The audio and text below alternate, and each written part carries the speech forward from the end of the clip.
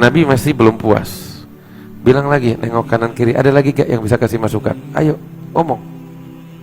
Maka berdiri Sayyidina Miqdad bin Aswad dengan khutbahnya yang melegenda itu. Dia bilang, ya Rasulullah, la naqulu laka kama qalat banu Israila li Musa, idhhab anta wa rabbuka faqatila inna hahuna qa'idun. Sayyidina Miqdad bilang kepada Rasul sallallahu alaihi wasallam, ya. Naam.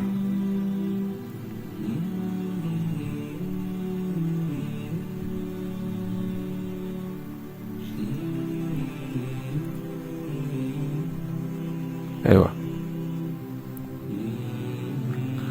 Nabi bilang, Miqdad bilang, ya Rasulullah, kami ini tidak akan pernah mengatakan kepadamu seperti yang dulu dikatakan Bani Israel kepada Nabi Musa. Nabi Musa itu waktu diperintahkan oleh Allah untuk masuk ke tanah suci, ya, bersama rombongan Bani Israel yang jumlahnya ratusan ribu, ketika akan memasuki tanah suci yang dijanjikan itu, Ardul Muqaddasah, ya,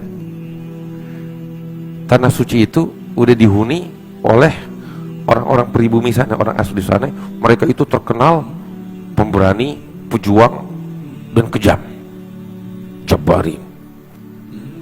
Nah, begitu udah depan mata mereka tanah suci itu, Nabi Musa bilang, ayo kita masuk ke sana.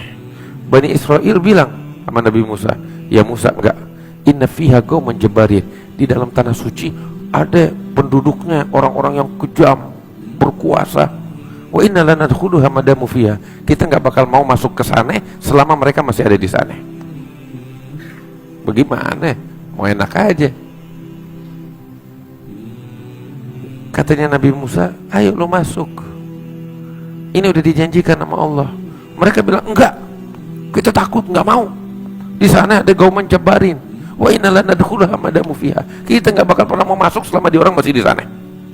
Mereka angkat kaki baru kita masuk. Akhirnya ada satu dari dua orang dari sahabat setianya Nabi Musa bilang sama Bani Israel, kalian ini gak usah bertempur, itu udah dijanjikan sama Allah. Tugas kalian cuma ngelangkah masuk ke tanah suci. Begitu kalian masuk, kalian menang. Udah gak perlu bertempur lagi, cuma masuk ngelangkahin kaki, kalian menang.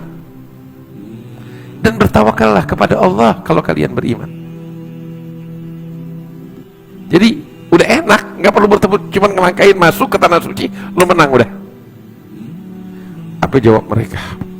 Mereka bilang, ya Musa, jangan maksa apa. Kalau emang lu maksa juga, ya gini deh, katanya Bani Israel, idhhab anta wa rabbuka faqatilah, engkau dan Tuhanmu pergi sana masuk ke tanah suci, ya, perangin tuh orang-orang Jabbarin, ya, kita di sini nunggu duduk. Ntar kalau lu udah pada menang, kasih tahu kita baru kita masuk.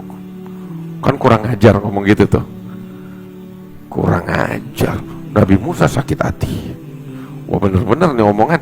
Dia udah berjuang dari sejak di Mesir, keluar dari kejaran Firaun, melewati lautan yang dibelah, perjuangan panjang lebar, udah tinggal selangkah nih tujuan akhir tanah suci. Dia orang pada ngomong begitu, gimana gak sakit hati? Ngomongnya kasar begitu. Lu sama Tuhan lu, sono pergi berjuang sono, kita mau duduk di sini, mau apa lu? Sakit hati Nabi Musa, sakit hati, sampai dia bilang, Rabbi, aneh nggak punya siapapun kecuali diriku dan saudaraku Harun. Pisahkan antara kami dengan orang-orang zalim itu. Disumpahin sama Nabi Musa. Maka saat itu Allah Ta'ala bilang, fa innaha muharramatun alaihim arba'ina sanatan yatihuna fil ard. Allah Ta'ala bilang, kalau memang demikian, maka tanah suci Allah haramkan kepada mereka selama 40 tahun. Mereka keliling nyasar tuh, ya, terombang ambing di padang pasir tersebut 40 tahun, nggak boleh masuk, diharamkan oleh Allah tanah suci, sampai akhirnya semuanya binasa di situ. Semuanya binasa. Yang boleh masuk ke tanah suci anak keturunan mereka, mereka semuanya diharamkan oleh Allah tahun terombang-ambing di tengah padang pasir, dihukum sama Allah gara-gara tuh ucapan. Hatta Nabi Musanya pun gak masuk tanah suci, gak bisa masuk tanah suci. Nabi Musanya juga meninggal di Ti saat di tempat itu.